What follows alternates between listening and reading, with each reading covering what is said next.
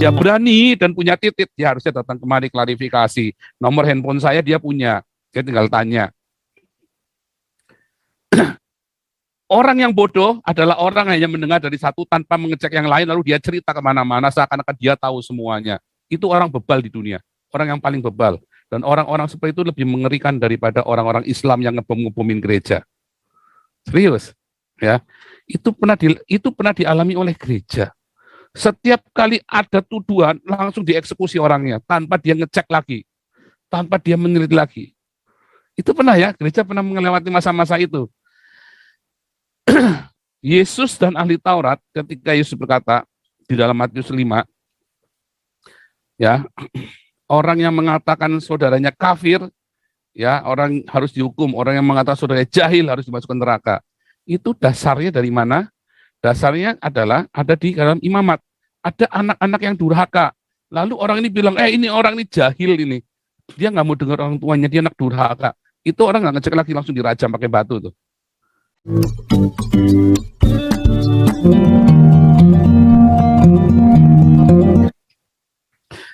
Tema pada hari ini adalah nubuatan, ya, nubuatan tentang Islam, nubuatan datangnya Islam dan antikristus di dalam Alkitab. Sebenarnya ini sudah dulu ya, 2 tahun yang lalu atau mulai saya buat, bahkan sudah mulai bikin. Saya pernah bikin seminarnya tahun 2019 awal ya kalau nggak salah. Tapi kok ya bandel juga ya, masih ada yang bilang kedar nebayot ini memang. Makanya ini kita bikin lagi hari ini acara kita ya, supaya pinter ya. Kita bikin acara lagi bahwa Islam itu bukan kedar nebayot ya. Nah, itu kita paling penting. Nah, ini materi ini sebagian sudah saya sampaikan di kelas evangelis di sejarah perjanjian lama ya, makanya ikutlah kelas evangelis ya, ikut kelas evangelis supaya Anda pinter ya, jangan dikibulin sama pendeta-pendeta dengan cerita-cerita isapan jempol yang mereka sendiri sebenarnya nggak ngerti, cuma latah. Repot ya kalau Anda mendengarkan khotbah yang latah. Saya tidak berkata bahwa semua pendeta pasti nggak benar, enggak juga. Banyak pendeta benar juga, lebih banyak pendeta yang benar. Cuman yang nggak benar ini jemaatnya banyak. Nah, terus ya dia bikin bisnis gereja yang menarik ya, sehingga bisa menarik uang Anda tanpa Anda sendiri menerima berkatnya, berkat-berkat rohani ya. Wah, itu serem sekali kalau Anda sampai terjebak di dalam bisnis-bisnis gereja seperti itu. Ya, dan Anda terhisap karena memang dari zaman ini ya, dari zaman dulu, dari zamannya Nimrod sampai dengan hari ini, agama itu paling enak dibisniskan. Agama itu paling enak untuk dijadikan uang. Ya. Sempat Rudi Yohanes menuduh saya membisniskan. Ya, kalau saya ada tarik uang, ya Rudi Yohanes bisa membuktikan semua tuduhannya itu kepada saya kasih ya 100 kali lipat dari bukti yang dia temukan buat saya. Ya, saya kasih 100 kali lipat dari tuduhannya dia ke saya. Nah, itu kadang-kadang maling teriak maling. Nah, itu seringkali kan begitu kan, maling teriak maling itu begitu. Ya. Dia yang dagang, dia yang suka pamer-pamerin nomor rekening, dia yang tuduhin saya ya kan. Nah, dia sendiri nggak pernah berani ya tunjukkan nomor rekeningnya dia. Kalau saya kan sudah buka-bukaan di sini, mungkin dia kurang ini kali ya, kuotanya habis, dia nggak pernah lihat videonya saya karena kuota internetnya terbatas, sudah nggak dibayarin lagi sama donaturnya mungkin ya. Saya sudah sering tunjukkan bolak-balik rekening saya ya. Kalau rekening saya nggak ada kepentingannya, saya nggak pernah minta-minta uang sama dia ya kan. Nah, itu nggak ada kepentingannya ya kan. Saya juga kalau ada orang yang pernah saya minta uang ya untuk saya selama saya melayani Tuhan dan uang itu tidak saya salurkan untuk pelayanan, ya kalau Anda bisa menemukan buktinya, saya kasih 100 kali lipat gantinya. Ya, 100 kali lipat. Artinya apa? Artinya nggak mungkin, dodol. Nggak mungkin. Saya tahu sekali makna arti kredibilitas dan integritas dalam hal keuangan, ya. Saya tahu sekali maknanya. Itulah sebabnya ya kita dipercaya. Ya, dan saya tahu bagaimana cara menghindari godaan-godaannya. Sehingga saya nggak pegang uang. Ya, untuk uang yang jumlah-jumlah besar itu saya nggak pegang, kecuali yang di Hagios. Itu pun sedang kita pikirkan bagaimana caranya. Itulah sebabnya sebelum rekening ini menjadi rekening sticking rekening gereja, kita masih pengajuan ya. Kemarin kita sudah tanya lagi ke bank, masih belum di ternyata masih belum selesai karena harus ada namanya analis apa segala macam, nggak ngerti lah. Nah, mungkin karena saya dari Indonesia kan, terkenal dengan teroris kan, jadi mereka sangat teliti sekali kan, jadi eksportir teroris. Tetapi intinya pokoknya kita mau supaya rekening ini pakai rekening gereja, mau saya tampilkan ya, dan rekening ini akan dibuka terus. Sekarang ini kita masih kacau ya, karena kadang-kadang pembayaran dari rekening saya pribadi. Ya, kemarin kita beli mobilnya saya atas namakan gereja. Coba bayangin, mobilnya saya atas namakan gereja loh. Atas nama Hagios mobil saya itu ya, bukan atas nama Paul. Tapi atas nama gereja, ya saya namanya dapat memakai. Padahal uangnya saya pribadi loh. Itu bukan uang sumbangan ya, itu uang dari pemerintah Belanda, dari Ministry Van Justitia, karena kesalahan prosedur yang pernah mereka lakukan kepada saya sehingga saya menderita karena kesalahan prosedur. Saya pikir saya menderitanya di mana gara-gara salah prosedur, ya saya juga bingung. Tapi mereka bilang saya menderita gara-gara salah prosedur, saya dikasih uang 15.000 euro ya. 2021 itu ya, bulan apa itu, November kalau nggak salah ya. Waktu itu bulan November itu. Nah, terus kemudian Januari saya belikan mobil uangnya. Sebagian saya belanjakan untuk beli alat-alat musik. Ya tadi masih pakai alat musik yang lama ya tadi ya. Saya punya alat-alat musik yang baru ya semuanya. Dan kita sekarang sedang membangun studio ya, sedang bikin studio di lantai 1. Nah, ini kita ada di studio 2 di lantai atas ya. Studio solder di sotoh rumah. Bukan karena berantem sama istri, bukan berantem sama anak, tetapi karena memang tempatnya nggak ada, jadi kita bikin studionya di atas rumah, di soto rumah. Jadi kita kalau masuk ke rumah ini, kita harus menundukkan diri, yang berangkang atau menundukkan diri, karena kalau berdiri kejeblok kepalanya. Nah itu karena istri saya kurang merendahkan diri, ya itu kejeblok terus, salah dia sendiri.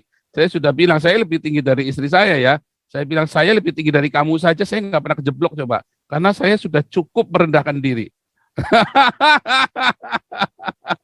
Puyeng-puyeng dah pokoknya. Maksudnya apa tuh? Ya nggak tahu, pokoknya begitu. Nah, makanya kalau masuk ke tempat yang maha tinggi ini, karena nggak ada yang lebih tinggi dari soto rumah ini kan, nggak mungkin di atas genteng kan. Anda harus merendahkan diri, itu sudah perjanjian kita dengan Tuhan kan.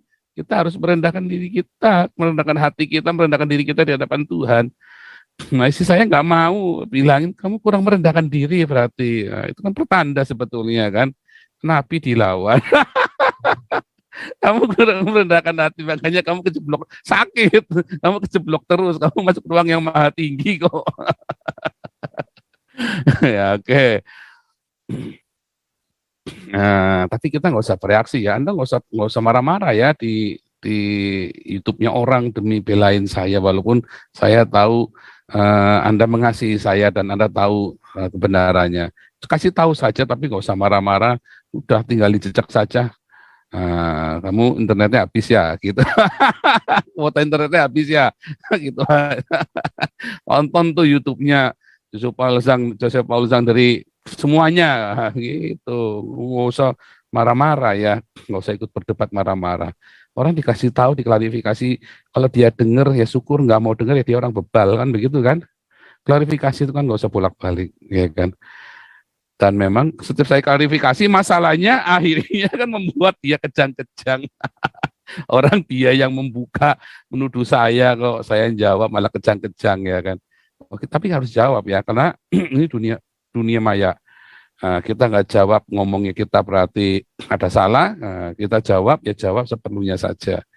Kalau dia berani dan punya titik, dia harusnya datang kemari klarifikasi. Nomor handphone saya dia punya, dia tinggal tanya. Orang yang bodoh adalah orang yang hanya mendengar dari satu tanpa mengecek yang lain, lalu dia cerita kemana-mana seakan-akan dia tahu semuanya. Itu orang bebal di dunia, orang yang paling bebal. Dan orang-orang seperti itu lebih mengerikan daripada orang-orang Islam yang ngebom-ngebomin gereja. Serius, ya. Itu pernah dialami oleh gereja. Setiap kali ada tuduhan, langsung dieksekusi orangnya tanpa dia ngecek lagi, tanpa dia meneliti lagi. Itu pernah ya, gereja pernah melewati masa-masa itu. Yesus dan ahli Taurat ketika Yesus berkata di dalam Matius 5, ya, orang yang mengatakan saudaranya kafir, ya, orang harus dihukum, orang yang mengatakan saudaranya jahil harus dimasukkan neraka. Itu dasarnya dari mana? Dasarnya adalah ada di dalam imamat. Ada anak-anak yang durhaka. Lalu orang ini bilang, ini orang ini jahil ini. Dia nggak mau dengar orang tuanya, dia anak durhaka. Itu orang nggak ngecek lagi, langsung dirajam pakai batu tuh. Orang cuma tinggal ngomong, ini berzina. Langsung dirajam pakai batu. Ingat perempuan berzina di Yohanes 8. Itu kejadian begitu. Yang namanya berzina itu kan harusnya ada perempuannya, kan? Perempuan ada laki-lakinya dong. Kalau sendiri namanya apa? Dulu sudah saya ajari, onani, masturbasi. Kalau berzina itu harus 2 orang. Ya, atau 3, 4, 5 gengbeng. Pokoknya minimum harus 2 orang namanya berzina itu. Kalau sendiri namanya masturbasi. Ya, jadi nggak bisa, ya nggak bisa dihukum, nggak bisa dihukum. Nah, kemudian orang-orang Yesus bilang yang nggak pernah berbuat dosa boleh lempar batu pertama kali. Kemudian Yesus nulis nama-nama mereka, ya kan, dicatat semua. Oh, itu perlu ya, itu saksi soalnya. Orang kalau ngerajam orang pakai batu, itu nama-namanya harus ditulis. Siapa saja yang lempar itu. Terus nanti harus ada dari orang Sanhedrin yang jadi saksi, ya, atau dari seorang rabai yang terkemuka, yang dianggap panutan jadi saksi. Baju mereka nanti taruh di kakinya orang ini. Nah, mereka ingin Yesus jadi saksi untuk ngerajam perempuan ini.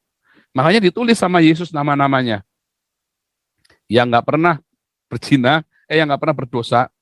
Nah, yang dimaksud apa? Nah, itu di dalam Yeremia ya, menuliskan nama-nama mereka di atas debu itu ya, menuliskan nama mereka di debu dalam bahasa Ibrani-nya itu, di dalam Yeremia itu menuliskan mereka di tanah, di Haaretz itu ya, di tanah. Yesus tuliskan nama-nama mereka.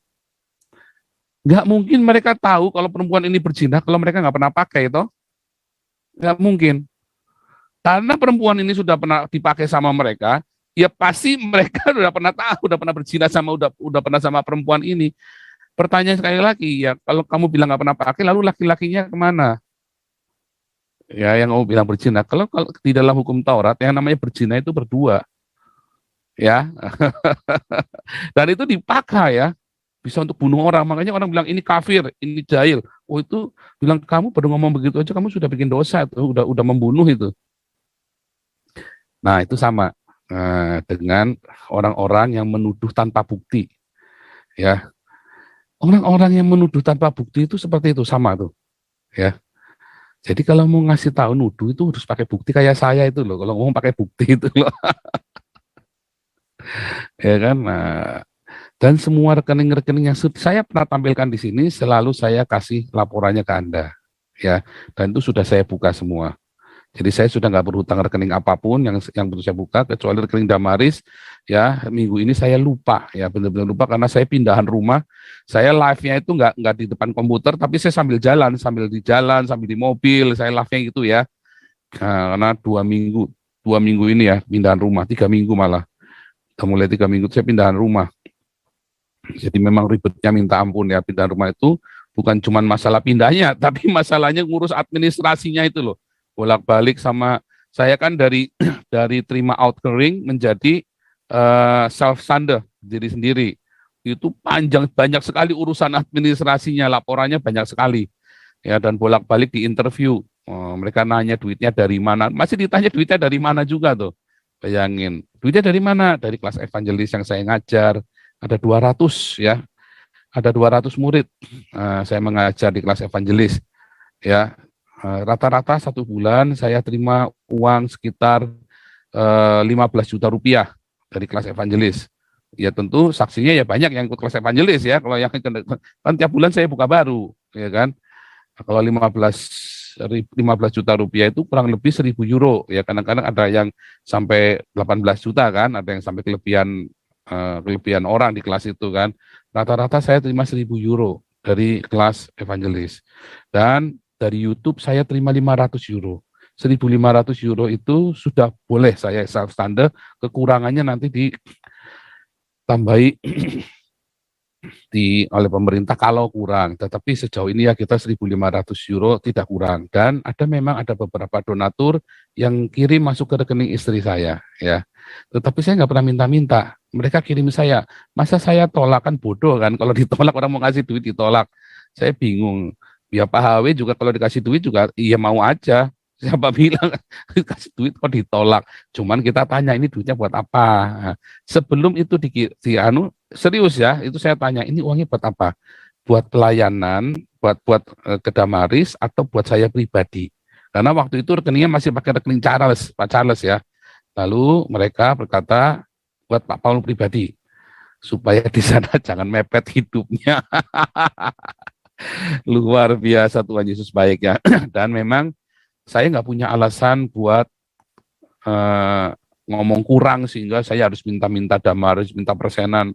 Wah, itu haram jadah itu ya, nggak boleh ya, haram jadah. Bahkan Pak Charles itu ya, begitu beliau pegang dapur umum, dulu Pak Charles kadang-kadang masih katanya ini perpuluhan saya Pak Paul, tak alihkan ke Pak Paul.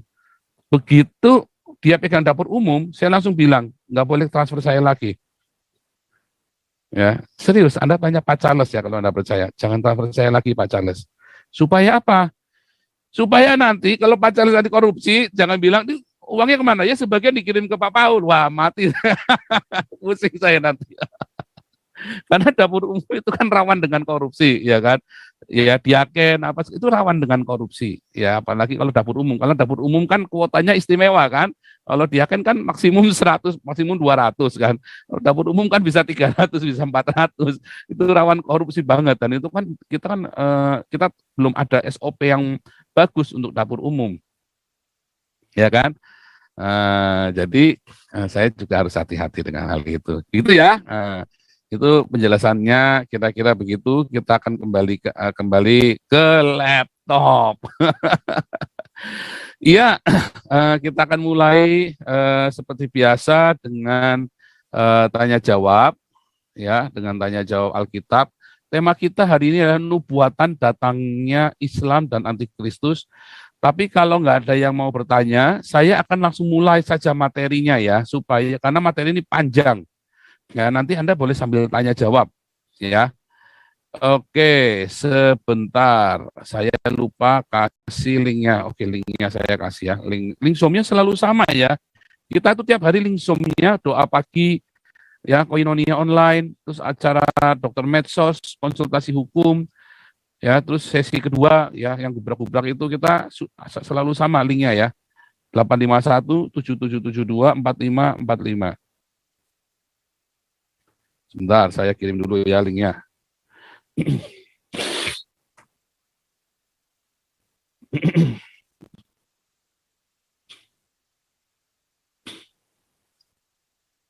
Link saya kirim sekarang, teman-teman bisa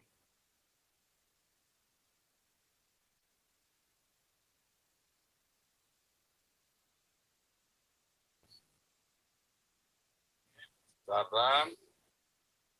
Oh, gambarnya bagus banget ya nih ya, saya pakai pakai laptop baru. Gambarnya bagus banget ini.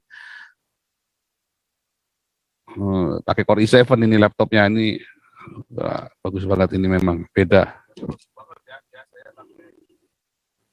Waduh, ini keriput-keriputnya sama jerawatnya jadi kelihatan nih, nggak bener ini. Oke dah, terlalu bening gambarnya. Oke, linknya sudah saya kasih. Sekarang kita akan memulai ya.